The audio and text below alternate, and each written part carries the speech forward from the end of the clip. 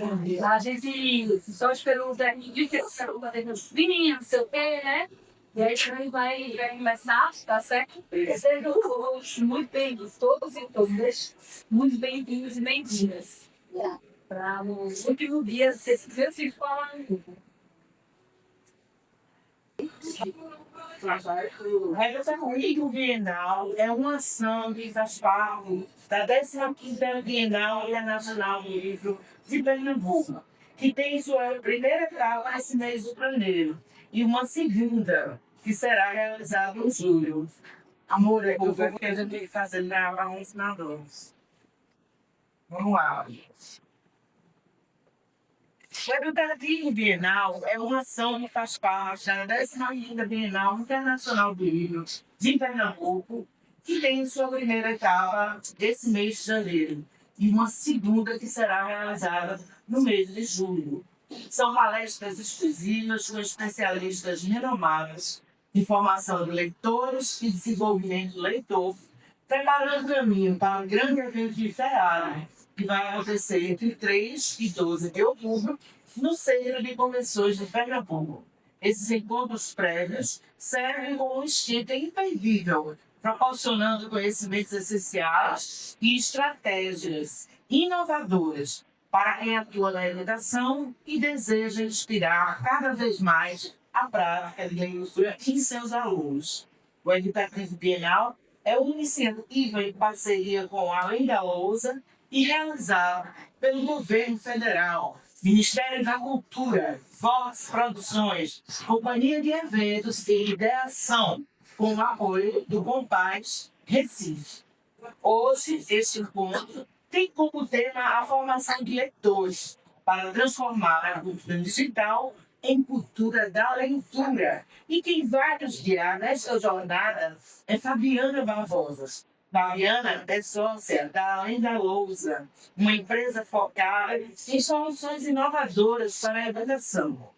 Com ampla experiência na área pedagógica e com abordagem visionária, e dedica-se também a desenvolver estratégias que potencializam o aprendizado e promovem práticas educativas transformadoras por meio do livro, da literatura, da leitura e da escrita. Agradecemos a presença de todos e de todas. Espero que vocês tenham uma excelente palestra. E viva a Bienal Internacional do Livro de Pernambuco, que dá sempre abrindo as portas para a leitura e para a formação de novos leitores. Bom dia. Algo que é impossível, impossível, respeitar os tempos, porque eu vou conduzir vocês vão ver que a gente tem tudo meio cronometrado, né? Sinto isso e difícil, né? Acho que a gente faz parte da gente se viver. Então, sejam todos realmente bem-vindos e bem-vindas.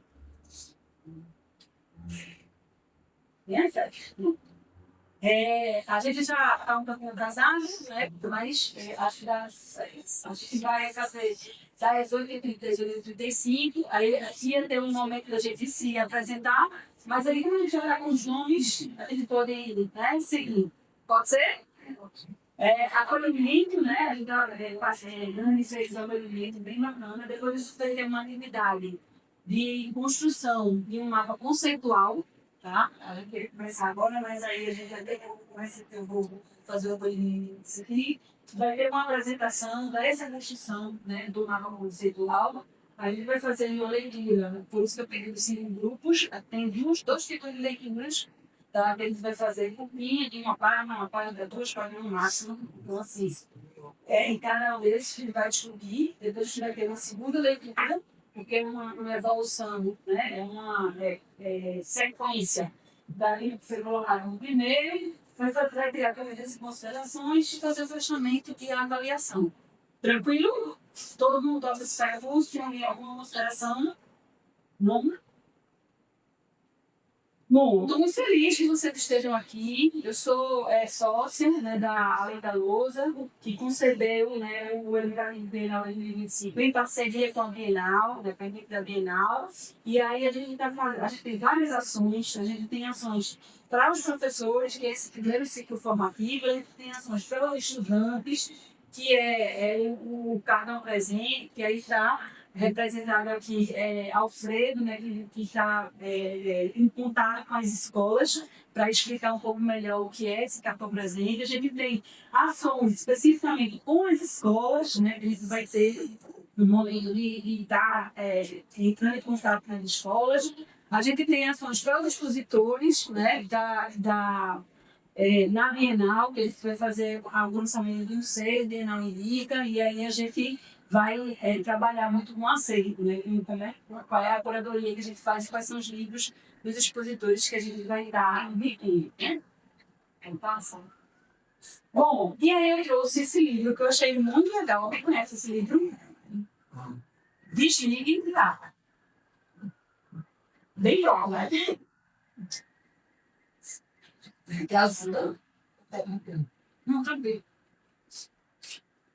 É de Ilan Brennan e Veridiana Scarpelli. São dois autores, né? Ela é ilustradora, mas ela já tem um livro também, vários livros, na verdade. E Ilan Brennan inclusive, hoje exclusivo, né? Da editora Moderna e tal. Desligue nada. Eu sei que é difícil. Mas vamos lá. Dile.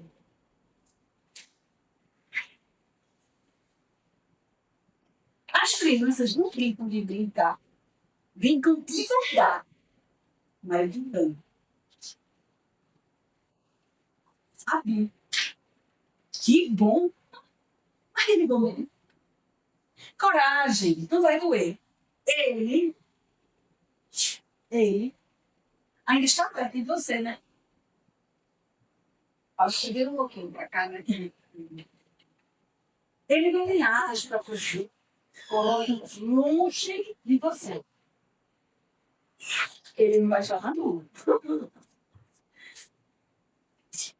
Muito bem. Vamos continuar.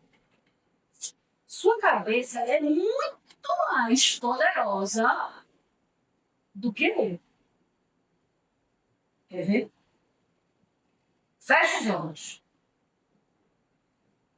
E imagine ele. Agora, um leão. Ou um tartaruga.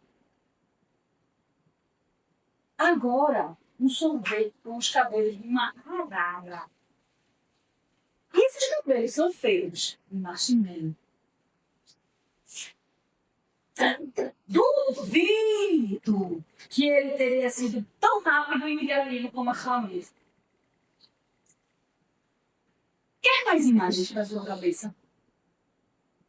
Se não é só pular essa parte, mas se vai lá. Pula ou não? Ou não tem nada. Imagina a árvore mais alta do mundo e lá no topo, na pontinha dessa árvore, está você. No seu colo, seu pai, sua mãe, seus irmãos, o que mais você quiser. Aproveite a vista lá. Linda. Imagine que você tem nadadeiras barbacoas que estão no meio do oceano. E então aparecem muitos golfinhos. E vocês começam a disputar uma corrida com muitos saltos. Eu te garanto, o que você acabou de imaginar ali, não olhe.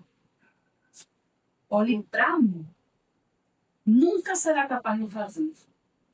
Nunca será capaz. Bem mais, o seu corpo é muito mais legal do que o dele. Ele quer que você seja uma estátua. E não. Eu não. Então, está preparado? Me segure e pule de vez e pule 10 vezes. Com o pé só. Agora, atenção. Você vai me fechar. Calma, ainda não.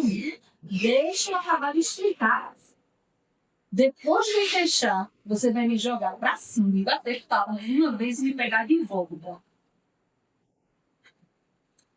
Agora, faça de novo, batendo palmas 2 vezes. Agora, 3 vezes. Se eu cair no chão, não tem problema. Sou forte e muito, mas muito mais resistente do que ele.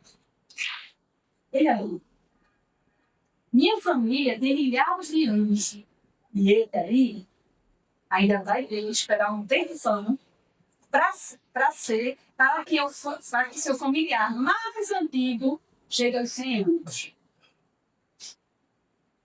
Você quer mais?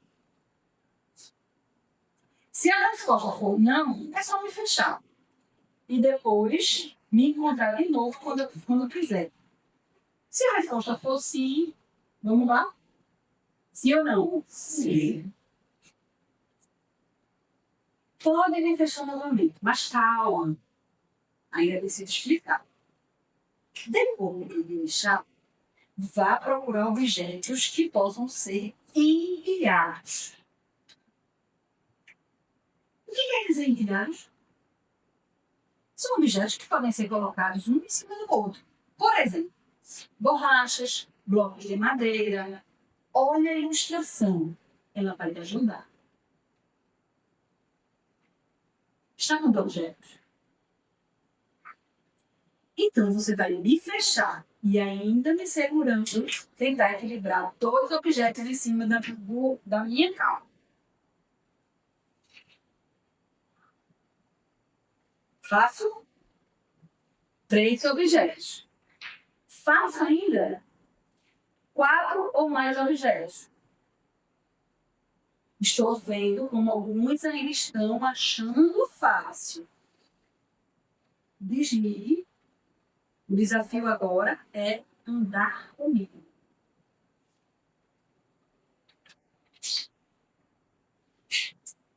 Equilibrando esses objetos. Não os deixe cair. Muito bem. Cansou? Se sim, pode me fechar. Se não, lá vai mais um pedido. Feche ou vai um pedido. Eu gostaria muito de te ouvir. Pode ser em voz alta. Cante parabéns para você. Com a voz bem pequenininha. Depois bem grossa. Bem devagar. E finalmente bem alto. Agora, olha essa ilustração. Uma ilustração. Se você me mandou, obrigada. Viu como sou mais legal que ele? E tem um segredo para me contar. Eu tenho milhares, milhões de amigos que estão esperando por você. Então, vigie e abra. Me lembrando e vamos deixar. Dialoga muito com o que a gente viu ontem, né? A Patrícia trouxe, né? Essa coisa que é o suporte, que até hoje não existe nenhum outro suporte mais importante do que o livro para a leitura. Aí é isso que a gente vai ver hoje. Agora a gente vai fazer um mapa mental, um mapa conceitual, tá? Que a gente vai fazer o seguinte, eu vou distribuir para vocês umas etiquetas, né? Com vários conceitos, várias palavras, uma folha. Esses conceitos, eles estão aqui dentro. E aí, eles já são em um papel etiqueta. Talvez vocês tenham muita dificuldade de não tiver unha, né? Eu tenho muita dificuldade de tirar. Mas aí eu gostaria que vocês discutissem um pouco e ver como é que vocês vão construir. O que está ligado a um conceito e outro?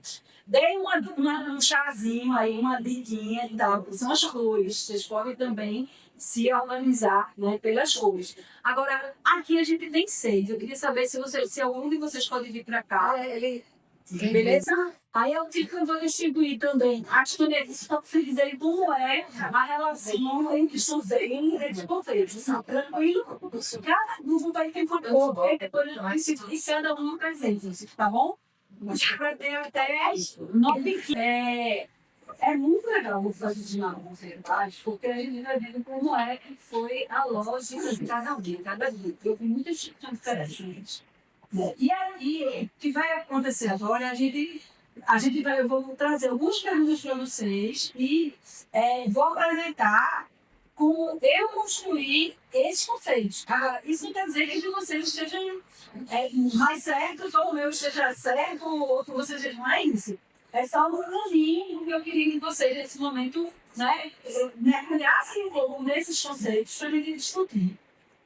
Todos esses conceitos eles vão ser precedidos de uma pergunta. A gente vai apresentar o conceito e depois a gente vai apresentar uma referência que é assim, que eu acho importante para cada um desses conceitos. Mas existem muita gente estudando sobre crítica, sobre literatura, sobre desenvolvimento de outros. Tá? Então, não existe, primeira coisa, não existe ninguém certo e errado. Essa é uma forma da gente conduzir essa conversa hoje. Se quiser intervir também, a gente pergunta para não passar, e você vir para outro sem uma laranja. Né? Tranquilo? Beleza? Bom, qual é a proposta da formação de leitores?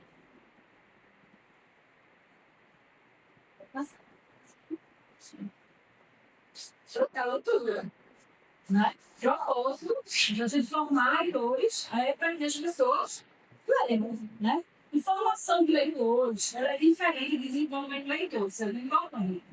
Por quê? Informação de leitores cabe ao professor, que é a clareza de situações, né, que ele se abraça e no caso do desenvolvimento de leitor, é o que a gente avalia no estudante, como são personas, né, diferentes. Quando a gente fala de formação de leitores, a gente está falando que está conduzindo o professor, mediador de leitura, bibliotecário, as pessoas que fazem parte da cadeia mediadora. Quando a gente fala de desenvolvimento leitor, a gente está falando da pessoa, o instituição. Estou falando instituto que a maioria que eu entendo é professor. Mas a gente está falando da pessoa, do leitor, né? E que nível aquela pessoa está. Então, o desenvolvimento leitor, ele acontece ao longo da vida.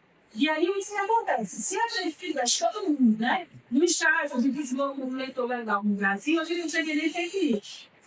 E a pessoa vem desenvolvendo, né, o seu bom senso para avaliar. Então, a gente fala no desenvolvimento do leitor de leitores, né? Sejam crianças, sejam adultos, sejam jovens, sejam adolescentes, sejam idosos, tá? Então, a gente tem isso muito claro. O desenvolvimento do leitor, ele ainda é bem integrado. Ele é a pessoa que lê, tá bom?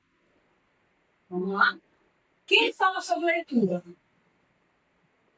Paulo Freire é uma pessoa que fala, que a gente vai muito, né? Todo mundo conhece a máxima do Paulo Freire, que é a leitura da Mundinho, precede a leitura da palavra.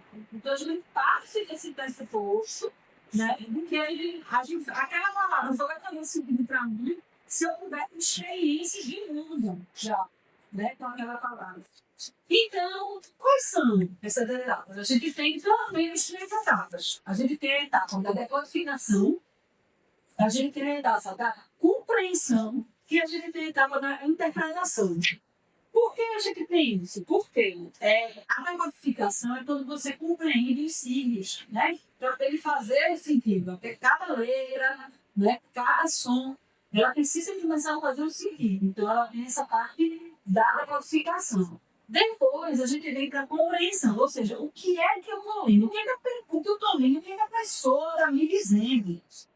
Porque nem sempre que eu estou lendo, né, eu preciso, como é que eu digo assim, limpar a minha cabeça. É um processo que não é natural. Eu preciso deixar minha cabeça livre e limpa daquilo que eu já carrego como repertório para poder efetivamente compreender aquilo que dá na leitura. Muitas, não sei se você já seguiu, mas você está lendo ali, você peraí, que não fiz isso aqui não. Deixa eu voltar. Né? Por quê? Porque você está conduzindo o seu cérebro, ensinando o seu cérebro, né, a fazer sinapses que não estão construídas, né? Patrícia disse ontem, muito literalmente isso, que quem fala no que cérebro, né? Não dá, o cérebro não é preparado para ler. Ler é um esforço que a gente faz, a gente precisa ter uma motivação muito grande. A gente constrói sinapses neurais para poder a gente ler e compreender. Ler não é inato. Né? Ler não é inato. A gente não vem com as sinapses neurais desenvolvida, construída. A gente cria cria novas sinapses para poder a gente ler. Né? A gente fala naturalmente, a gente come naturalmente, a gente anda naturalmente, a gente conta história naturalmente. Né? O livro se ensina a gente isso. Mas ler não é assim. Ler, ele requer um esforço, né, da pessoa em construir essa sinapse neural, né, para poder ela conseguir ler. Então, é esforço que a pessoa precisa fazer. E quando a gente passa para o nível da interpretação, essas sinapses ainda são mais desenvolvidas, porque você precisa começar a fazer conexão. Porque quando você lê, você vai ler uma impressão. Depois, quando você não interpretar, você tem que construir conexões entre experiências diferentes. Então, ler não é fácil. Nunca foi fácil, né? E aí a gente precisa dessa clareza de que ler é uma coisa que a gente precisa fazer sempre, né? E com alguns conceitos que a gente tem perdido. Por exemplo, com o conceito de paciência cognitiva. Para ler, você precisa mergulhar na leitura, senão você vai ficar sempre no superficial. E aí você não consegue chegar na interpretação. Você só consegue chegar na compreensão, porque você não refletiu sobre. Né? Então, isso é bem importante para a gente. Pode passar. E aí, quem fala sobre isso, né, bem interessante hoje em dia, é Cínio Docente. Ele é um pesquisador, acho que já hoje, não me lembro exatamente da universidade, mas é bem interessante quando ele trata principalmente das perguntas literárias, referenciais, de opinião própria, né? É bem bacana, né, as pesquisas dele nesse sentido. Bom, então, quais os processos aqui as etapas de leitura estão relacionadas? A gente vê que a leitura, né, basicamente, é dividida em 3 etapas, né? Decodificação, compreensão e interpretação, né?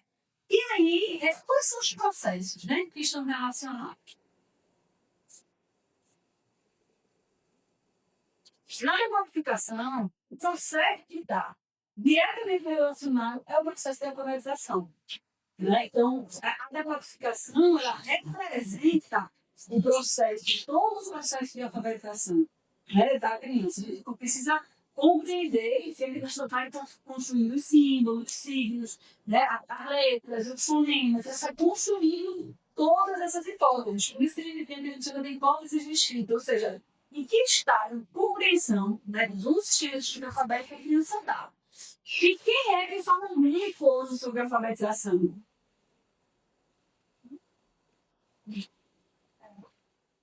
Oi? Eu gosto muito desse trabalho de campos, né? E tem uma outra pessoa que eu conheci recentemente, chamada Giovana, que é da Universidade Federal da Bahia, que trata muito muitos olhares sobre todo o processo de alfabetização, porque muita gente já falou, muita gente já estudou o processo de alfabetização. Mas essas duas pessoas aí, a Lois e a Giovana, elas são duas referências hoje, né? Principalmente no cenário que a gente está, no nível de dificuldade de alfabetização. Sim. Dizendo, Giovana Zeno. Pode passar. E aí a gente chega, depois que eles decodificam, a gente vai para a compreensão, né? A compreensão. Vamos passar aí. E aí, o processo de compreensão, quando a gente começa o fluxo do letramento. Né? Porque o que é letramento? O que consegue fazer é letramento? Mais ou menos.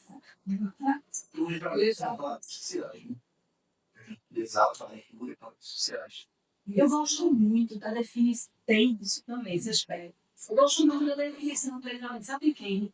de Angela Damasio. Porque ela diz assim, olha, eu não sei definir o letramento, mas eu sei que o letramento não é. Eu acho muito legal isso dela. Ela diz, eu não sei ainda o que é exatamente letramento. Tem vários aspectos, tem a vida social, tem a aplicabilidade, tem uma série de coisas que estão envolvidas, né? A capacidade de você se comunicar, de estar falando linguagem. Mas ela diz, eu ainda não consigo, né? Pode pensar aí. Eu ainda não consigo definir o que é letramento. Porque quem trouxe o conceito de letramento para o bom Dani, né? Luciano. Quem trouxe o conceito de letramento para o Brasil não foi a Carla Soares, foi a Angela Damasio. Entendeu? Então, e a gente precisa pensar nisso, né? Porque a Maria Soares ela pegou o conceito de letramento aplicado muito à alfabetização. Só que o letramento é muito maior do que a alfabetização. O letramento acontece na vida toda da gente, né? E aí, o que a Angela diz, ela diz o seguinte: o letramento, eu não sei o que é, eu não consigo definir. Mas eu sei o que ele não é. E o que ele não é o processo de alfabetização. Todo o resto, a gente pode considerar como estrangeiro. Né? Mas a Carla diz isso de uma maneira assim, linda. Eu estou definida. Porque ela não sabe do que tem. Mas, enfim, o que ela diz é isso. A única coisa que para mim não é processo de alfabetização. O letramento é todo o resto. Então, a gente, veja, a gente se alfabetiza e depois que se alfabetiza, o resto da vida da gente é na vida. Com vários tipos de letramento. Né? Então, veja que potência é esse conceito. Né? E que, na realidade, é uma potência esse conceito. E aí a gente precisa olhar para esse conceito de uma forma cuidadosa. Né? Porque ele vai te dar a capacidade de ler, de ler e de se comunicar, porque são 5 habilidades de comunicação. Né? A gente tem a habilidade de ler, a gente tem a habilidade de entender, a habilidade de falar, a gente tem a habilidade de ouvir e a gente tem a habilidade de escrever, né? Dentro de determinada linguagem. Né? E eu estou falando isso da linguagem semântica, da linguagem científica, da linguagem da palavra, do letramento digital.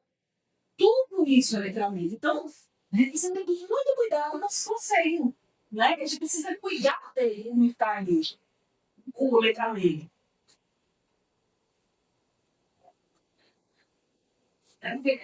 Tá, eu precisei, como eu entendo, eu falei, não, você é errado, ele sabe que eu tô errado. Não, não é isso não, a gente vai faltar isso. Eu consegui entender legal, realmente é um conceito meio difícil ainda. Eu entendo da seguinte maneira, quando você tem a habilidade de usar determinada linguagem, né, se você vai limitar, vai montar a social. Bem, seguir a base foi quando se não babaca, seja tudo aquilo ali, não. Eu só consigo ler esses conceitos dentro desse movimento. Foi assim, eu, muito bem, tá tudo certo. Entendeu? Então a gente precisa olhar realmente, a gente fala de letramento, a gente precisa olhar que o letramento está ganhando uma vida inteira.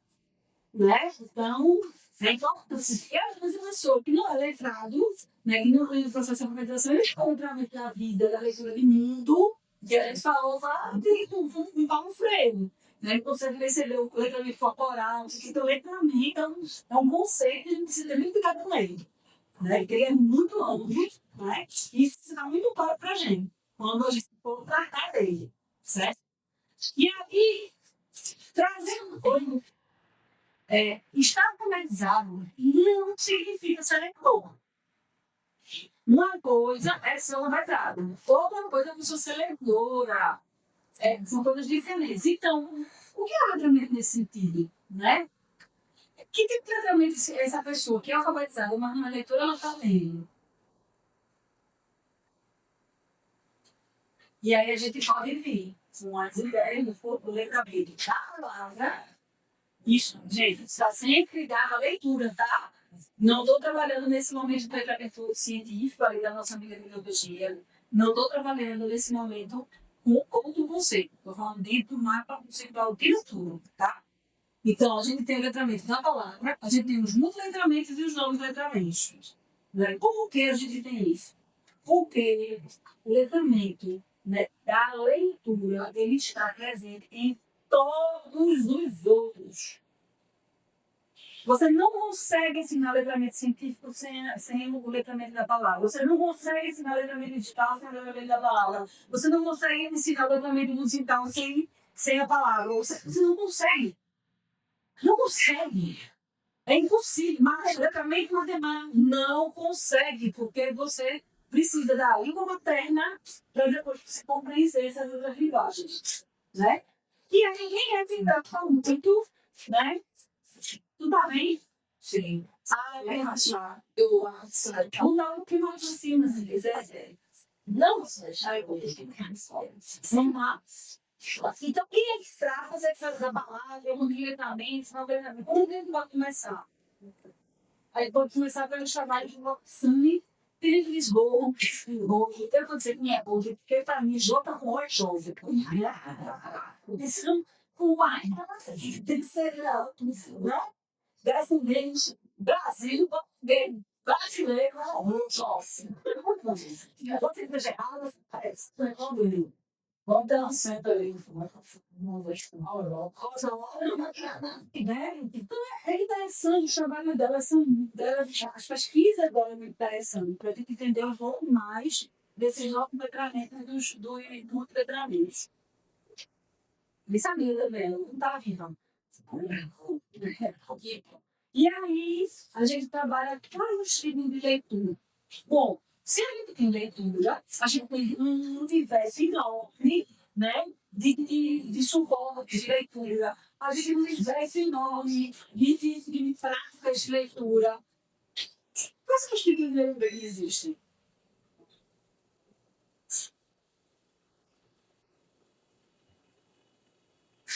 A gente tem basicamente. Oh, isso também vida! Questões.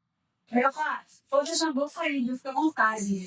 A gente tem pelo menos 3 tipos de leitura. A gente tem a leitura literária, a gente tem a leitura aplicada e a gente tem a leitura funcional. Eu vou tentar dar uma distinção entre elas de uma forma prática, acho que não é mais rasa nesse momento. Não precisa realmente se debruçar para poder só vocês terem ideia. A leitura literária, obviamente, ela está ligada à ideia do prazer de ler, né, da rotina de leitura. E quando a gente lê para. Porque gosta, ler você. E aí a gente tem essa coisa de prazer realmente, né, da leitura literária.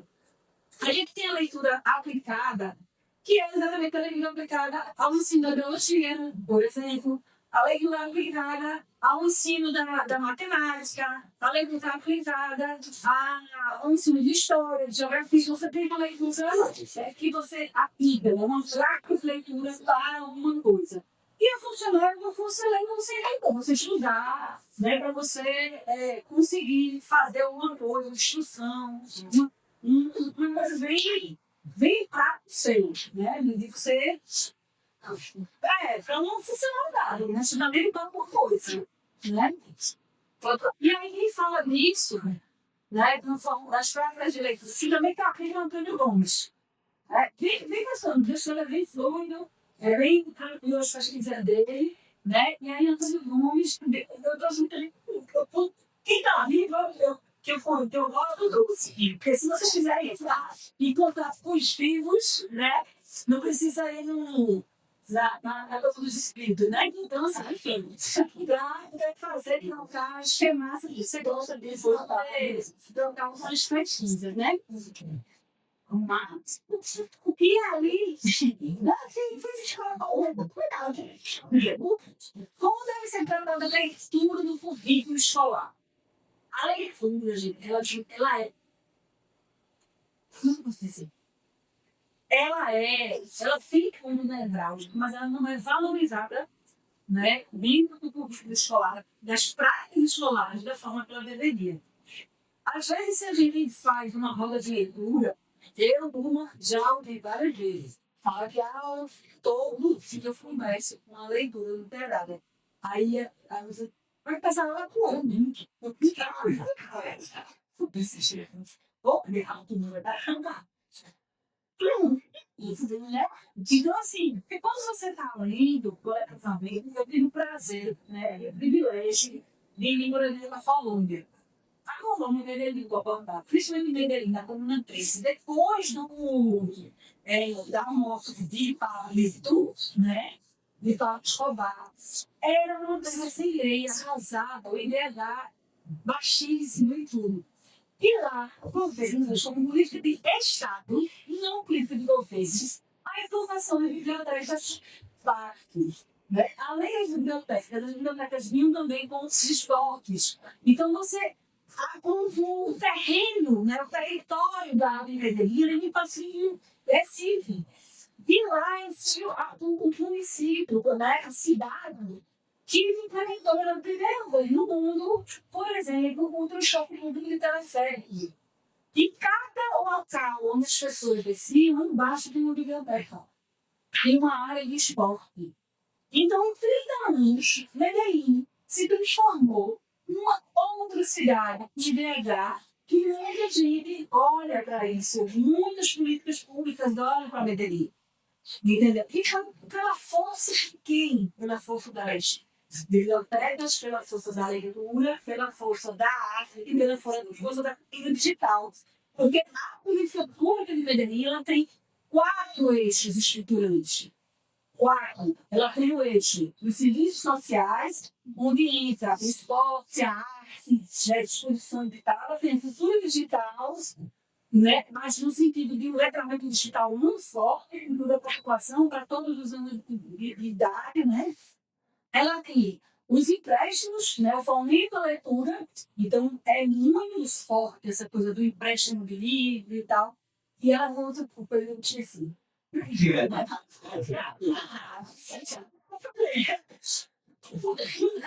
é muito forte a situação das bibliotecas e dos espaços de estudo e de arte nesses locais. Tanto que é uma rede, veja, Medellín tem mais ou menos o mesmo tamanho de Recife, ela tem 40 bibliotecas. 40. Numa cidade do tamanho de Recife. Mas aqui você tem mais farmácia que biblioteca. Sem dúvida mais. São grandes funções formadas vem de lá, vem de lá. Mas, Sheila, o que é importante a gente olhar o modelo de Medellín? É que o modelo de Medellín, mais Medellín se colocar, tá, gente? Também é importante a gente colocar isso. O modelo de Medellín, ele tem, por exemplo, as bibliotecas, eles são 40 semanas ao longo do ano, mais ou menos, né? São 52, mas a gente precisa colocar de né? Semana letivas e tal. O que eles fazem? A cada semana, os resultados, por exemplo, do pessoal, dos grupos de música, eles se apresentam em todas as bibliotecas. Então, eu tenho um grupo na biblioteca lá, você tem um grupo de música na biblioteca B, esses grupos se apresentam, eles roubam todas as bibliotecas ao longo do ano. Tem um grupo de estudo de arte em todas elas. Então, um grupo de estudo de arte se apresenta numa semana aqui, no outro ali, e eles fazem esse rodízio. E isso é uma prática, porque você está levando cultura, você está levando arte, você está levando leitura para a população, né? E é a própria população que faz isso. Então, e esporte também. Então, é muito importante, né, que a gente entenda que isso veio exatamente puxado pelas bibliotecas.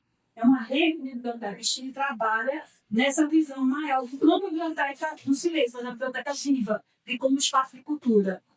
Na tua fala, são bibliotecas não escolares.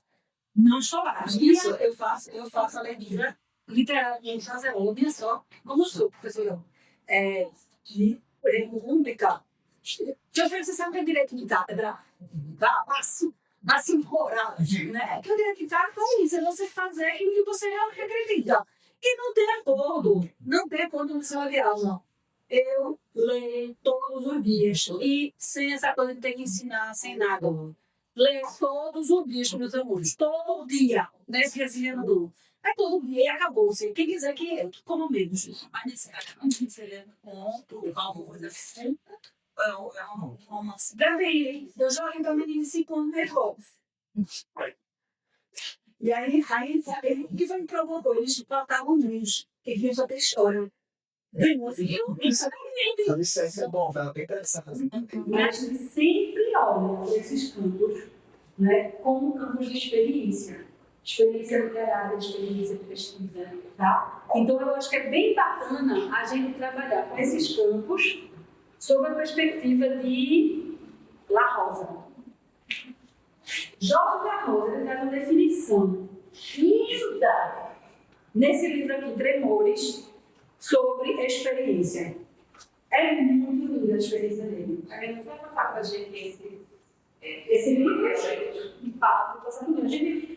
gente vai mandar para vocês, quem fez a assinatura hoje ali, quem fez a ata de presença, a gente manda, até 10 dias a gente manda um texto complementar, né, de fundamentação teórica, a gente vai mandar referências literárias, referências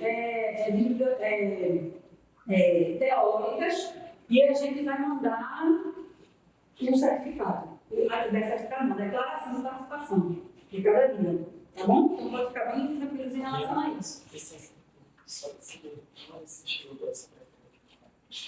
Sim, sim, para mim é completamente.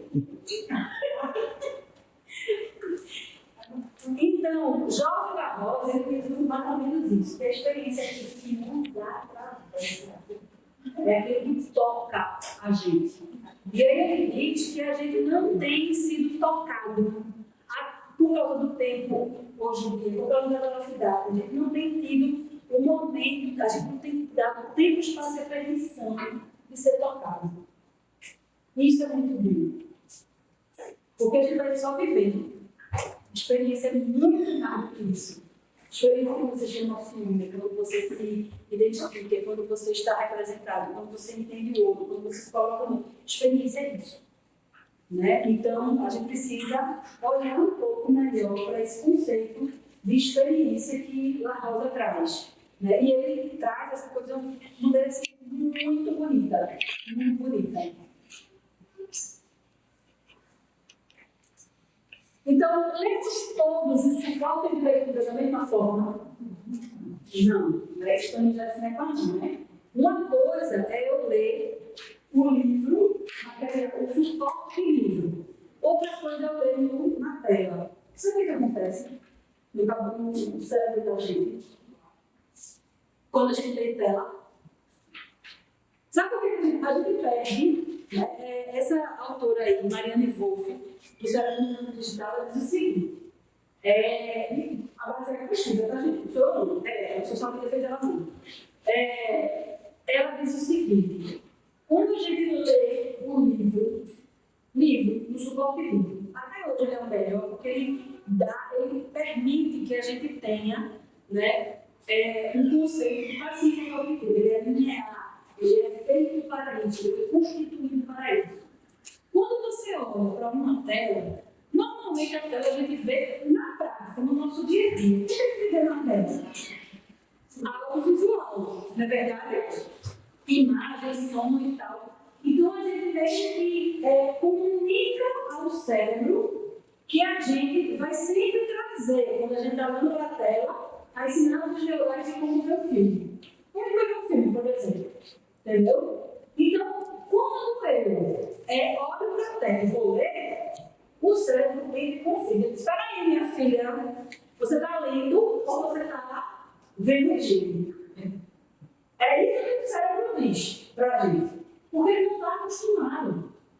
Ele não trata da tela. Quando a gente está entrando numa situação, né, num contexto de leitura, quando eu vou abrir o livro, eu estou dizendo para ele que eu vou ler. Porque eu já conheço aquele suporte, o que eu faço naquele suporte normalmente.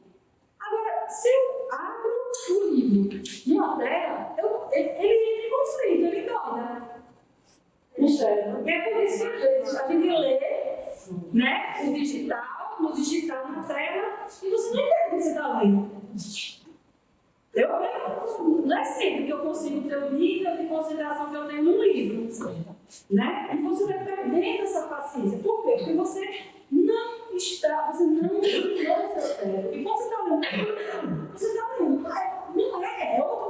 velocidade, é outra coisa. Então, as sinapses ficam bem perturbadas, né, do seu cérebro.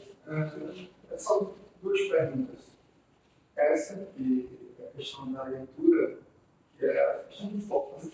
Porque no livro, literalmente, você vai estar focado. É a atenção de dentro para fora, não é de fora para dentro. E a interação total do livro com o contato físico, com o papel, o passar das páginas, você vê o volume, quanto você já leu, está na metade, está no final. Enquanto tela, tem, dependendo da tela. A minha questão é, uma dúvida essa pesquisa, ela também tem a ver com o Kindle, que é o leitor digital. Sim, não é porque é tela. E Embora a diferença do Kindle, porque a luz do Kindle, ela não lhe causa desconforto. A minha pesquisa, assim, o papel, né? O Kindle, ele foi feito nessa perspectiva. Mas eu estou falando do desconforto da luz, porque você lê no Kindle ou no celular, pela luz, por um tipo de luz. Ela é uma luz nada azul, que aí ela não vai trazer o desconforto no olho, visual. os azuis têm desconforto. A outra é isso.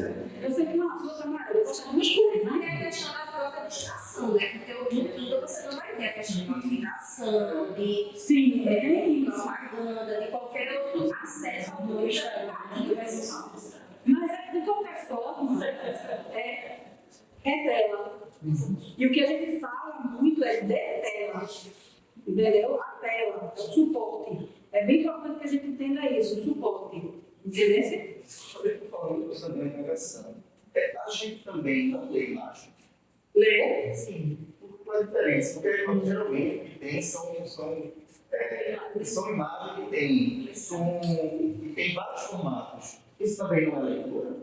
Não estou falando de Mas tela. essa questão que você está dizendo que o cérebro aprende aqui, que é a imagem é cinema, mas você também está lendo a imagem. Sim, o que eu estou Você dizendo é está o lendo seguinte. também, eu leio conhecimento do texto. Mas o que eu estou falando é da leitura no sentido de leitura profunda, de você criar repertório de fora. Outra coisa é você estar diante de um filme e você faz a leitura de mundo do filme. Mas o que eu estou dizendo é as sinapses da leitura de mundo é de um jeito no cérebro e as sinapses para a leitura focada, concentrada, é outro. Mas são diferenciados. Hã? É os outros suportam, né?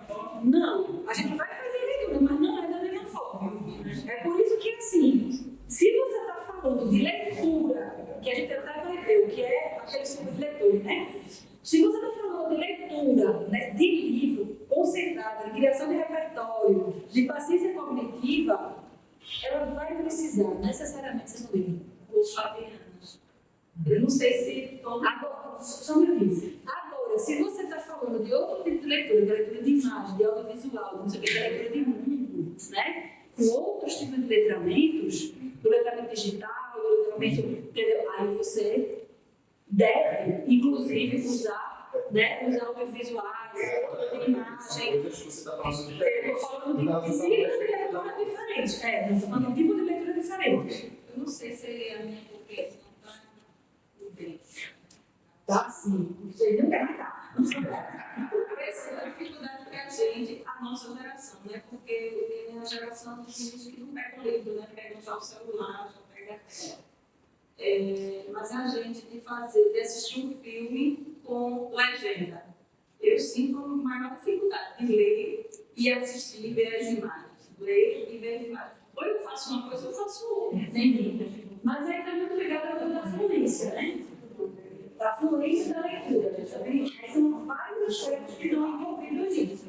Entendeu? Então, assim, fluência é realmente a velocidade que você consegue, né, processar a leitura da palavra. Estou falando. Entendeu? Então, por exemplo, tem gente que lê um livro, sei lá, uma página mais ou menos de 2 minutos, tem gente que lê 10.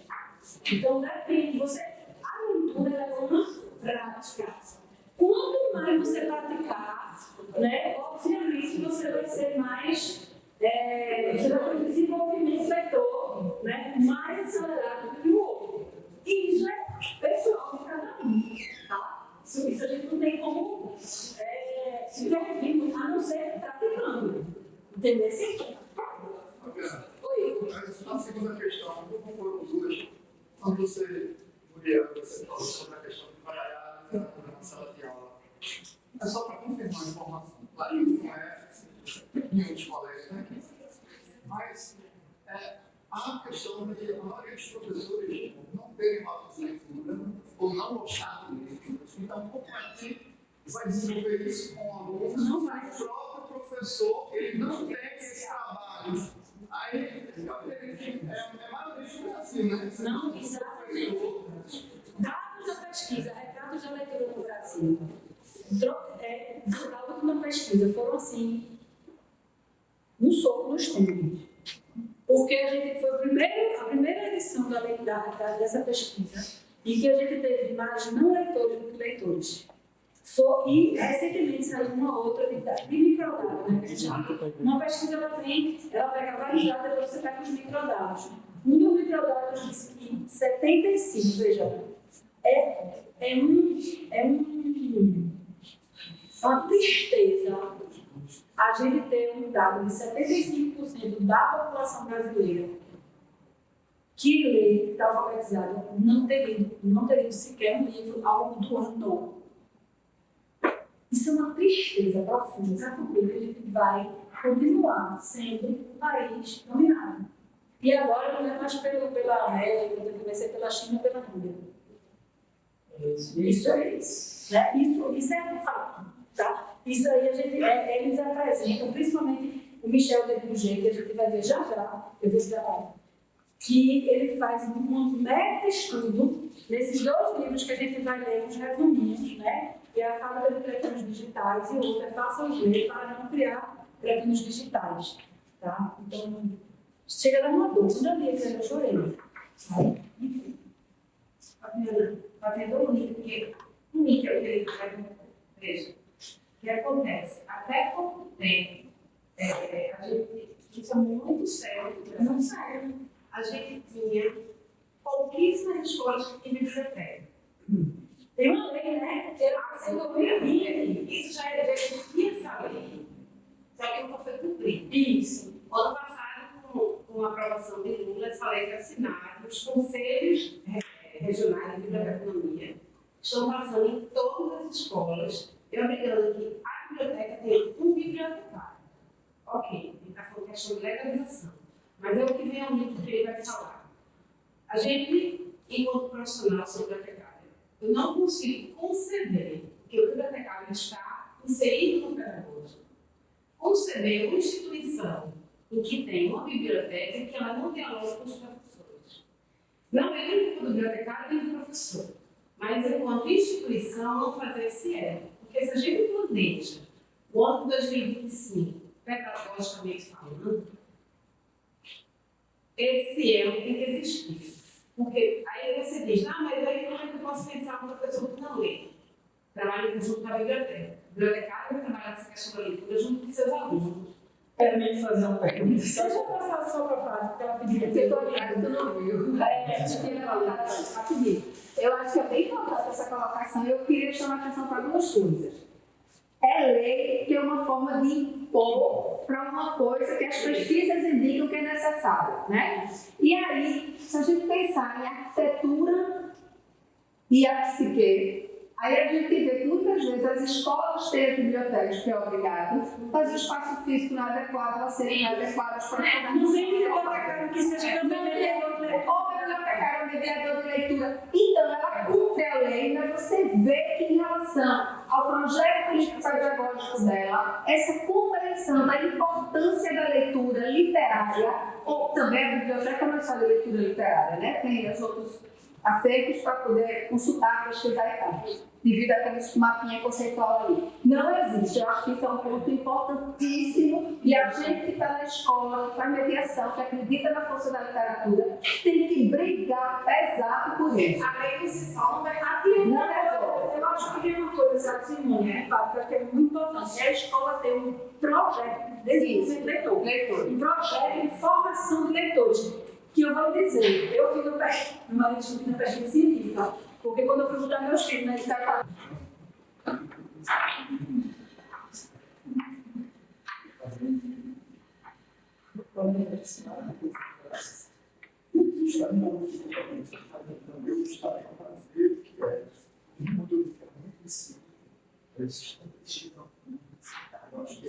Bora começar. Vamos lá. Vai ter uma dinâmica. Pode ser? Todo mundo topa. Vamos lá. Quem é o último?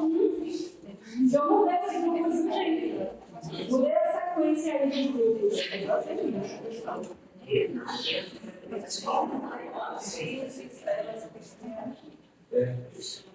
Você tem um grupo 1? Bora lá. Posso? Eu achei, eu estou pegando uma frasezinha que ele colocou aqui, faça os ler, não para ser, não para criatividade, né? E o grupo ficou com a lenta agonia da leitura. Ele fala que a leitura recreativa de tela, ele coloca como um atual dia. Eu achei bem forte, né? Mas aí ele trata da questão de que precisa resgatar a criança leitora, né? A gente sabe que determinadas famílias têm mais acesso e outras não, né? Tem os pais que são estudados no cotidiano.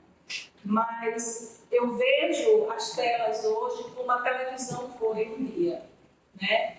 E, inclusive, houve esses debates também com relação a esse tipo de situação. Mas qual é o perigo da tela? É porque está aberto, é um canal aberto para todas as áreas, né? Boas ou más.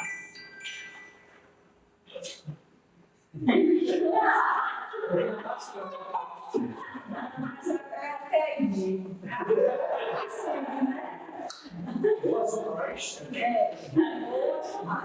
Esse é o grande problema, né? Se a criança começa, se a gente tem, o algoritmo vai se repetir dependendo de quantas pessoas você vê alguma coisa. Então, se a criança vê uma, duas, três, a coisa vai começar a aparecer mais, ela vai se intensificar.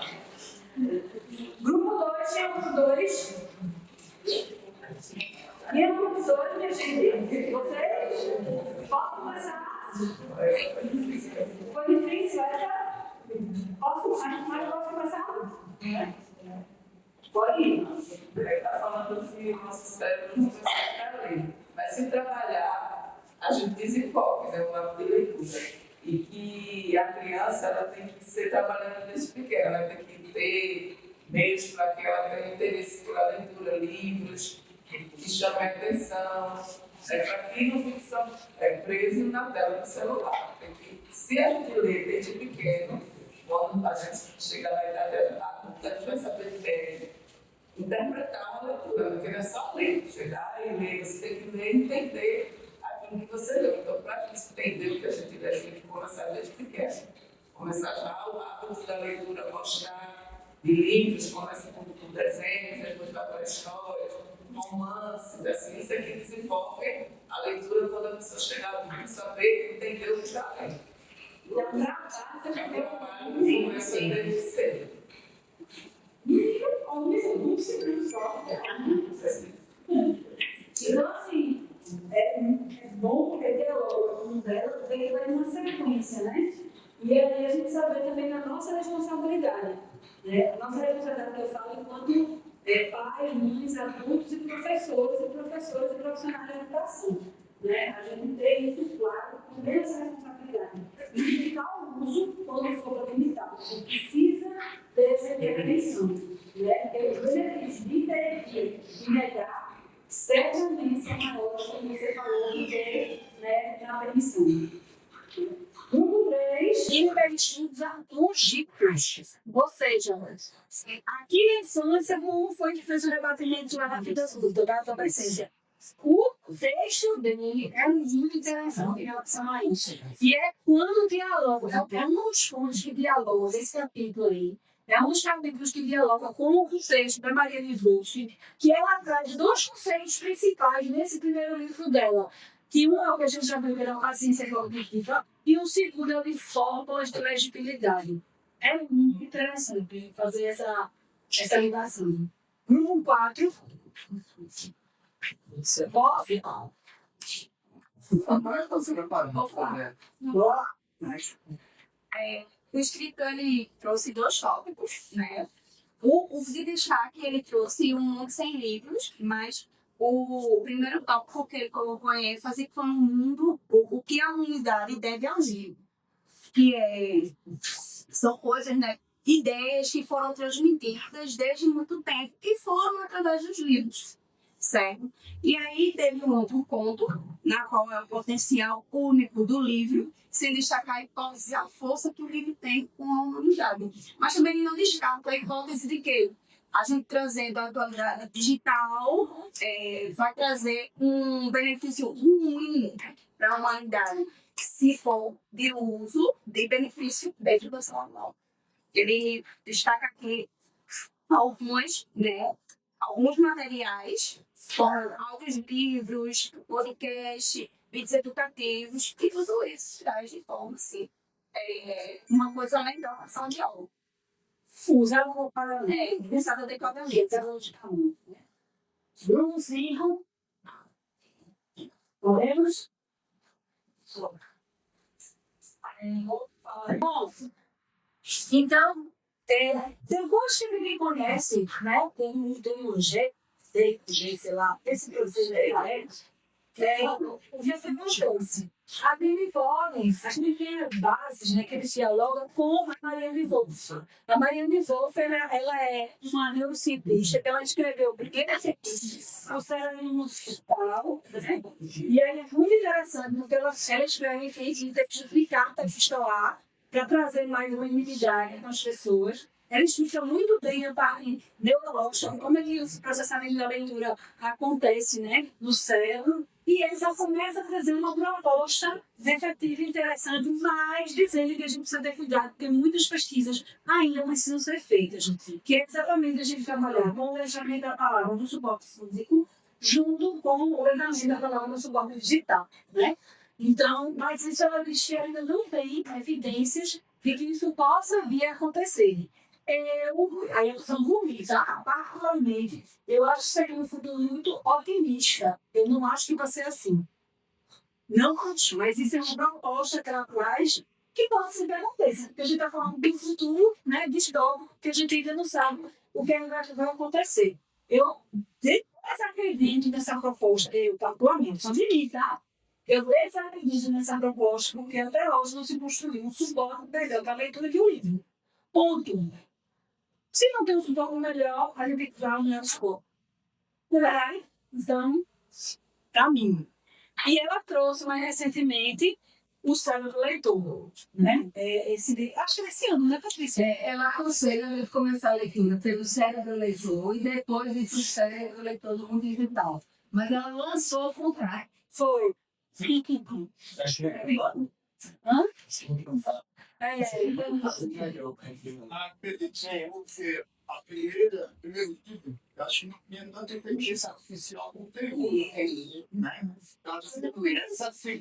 Esse segundo livro, tem essa... Ela lançou esse método, eu acho que na verdade ele trata mais era como se ela tivesse feito um esmiuçado no cérebro eletrônico digital, entendeu? Porque lá no cérebro leitor, no mundo digital, ela trata como é que funciona mesmo. Só que ela não esmiuça. Você tem, inclusive, tive que ler umas 2 ou 3 vezes o capítulo para entender, porque ela fala das partes neurais, não sei o que e tal. E eu acho que nesse segundo ela trouxe uma forma mais fluida para todo mundo que não é neurocientista, porque eu não sou neurocientista. Então tinha coisa assim, mas você mais para um leitor mesmo. Para um leitor. Então, talvez, realmente, começar pelo cérebro leitor e depois o cérebro digital, eu acho que é melhor esse percurso. Então, assim, Ela orienta isso, né? Eu só li o segundo, só li o primeiro, que é o segundo, que é do mundo digital. e É fantástico. Eu já tenho, eu ainda não consegui ler, mas o segundo dela, que é o primeiro, né? eu acho que o percurso é muito. Afaguem as criatividade, façam o cérebro leitor, aí façam os ler e depois, né, o cérebro já botei nessa ordem. Porque eles dialogam muito, esses 2 autores, né? Inclusive, eles citam um ao outro, né? É bem bacana para a gente, né, entender essa coisa, como que a gente passa da cultura digital para a cultura eu acho que é um percurso interessante, formativo.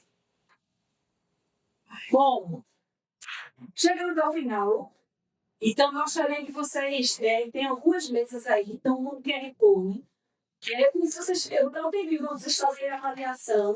E quem fizer a avaliação, a gente vai sortear no final esse livro aqui, que também já é um clássico, está sobre o tema. É a Damação Odiosa. Aí, deixa eu olhar por favor. Então, dá um cartão, né? Dá essa vez.